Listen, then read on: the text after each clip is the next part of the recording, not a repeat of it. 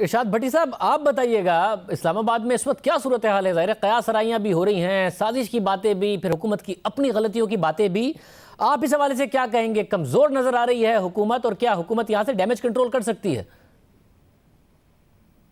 देखिए शाहज़ेब भाई, हमारा पाकिस्तान या हमारा ये ख़ित्ता भी कह लें, ये पाकिस्तान कह लें, स्पेशली हमारा समाज कह लें, मुआशरा कह लें, सियासत कह लें, इसमें अब जो मैं बात कर रहा हूँ ये सुबह कोई पता नहीं कि इसका बिल्कुल 180 डिग्री उल्टा हो जाए। सुबह जो बात की होती शाम को 180 डिग्री। लेकिन इस वक्त तक मैं आपको मैं ये ख़बर भी समझ लें, तज्ज़िया भी समझ लें। नंबर 1, सिविल मिलिट्री रिलेशन बहुत आइडियल हैं। जो इस वक्त मिलिट्री क़यादत है वो इमरान खान साहब के पीछे है, उनके साथ है, कोई इख्तलाफात नहीं। यानी ये भी कहा जा रहा है कि जब प्राइम मिनिस्टर और पीएम मिले तो वो चेहरा संजीदा और मुस्करा रहे थे। इस पे तबसरे हो रहे हैं। फिर करतारपुर जब गए, अब किसी को क्या पता कि वो आर्मी चीफ करतारपुर एक दिन पहले पीएम के विज़िट से होके आए।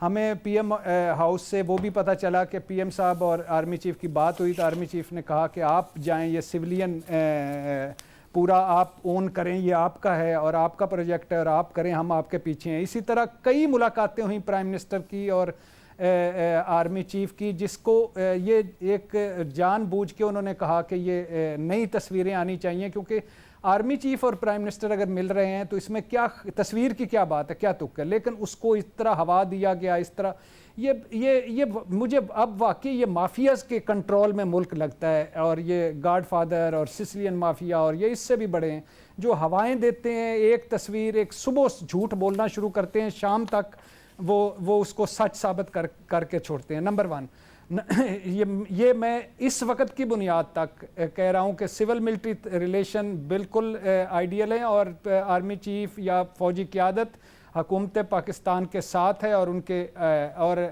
बिल्कुल कोई इसमें कोई इशू नहीं। ठीक है भट्टी साहब, फिर ये जो इत्तेहादियों का रिलेशन है, इसकी ख़राब होने की वजह हुकूमत खुद है, वो कैसे हुआ? चौधरी बिरादरान, MQM, GDA की तरफ से बयानात, अचानक हुकूमत पर, अपनी हुकूमत पर तनकीद, उसकी गवर्नेंस पर तनकीद, फिर वज़ीर आज़म ने चीफ जस्टिस से जो मुतालबा किया उसमें अदलिया पर तनकीद कर गए थे, फिर आज अदालत की तरफ से जवाब आ गए। सारी हुकूमत की अपनी गलतियाँ हैं जिसकी वजह से हुकूमत इस वक्त मुश्किल में नज़र आ रही।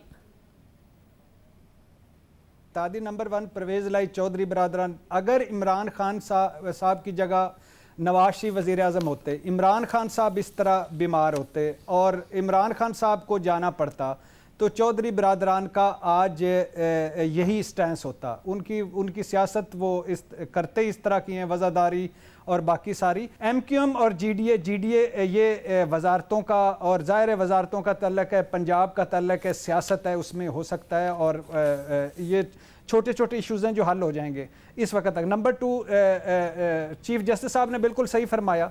चीफ जस्टिस साहब का अगर ये इफ्तिखार चौधरी साहब होते, अगर साकिब निसार साहब होते तो हो सकता है नोटिस सर्व हो जाता प्राइम मिनिस्टर को। लेकिन ये चीफ जस्टिस साहब